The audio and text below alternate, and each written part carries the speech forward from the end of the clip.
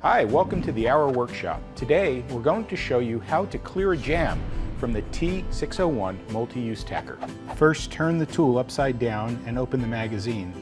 Clear all other staples out of the magazine. Then you can use a pair of needle nose pliers or a flat-headed screwdriver to grab the jam staples.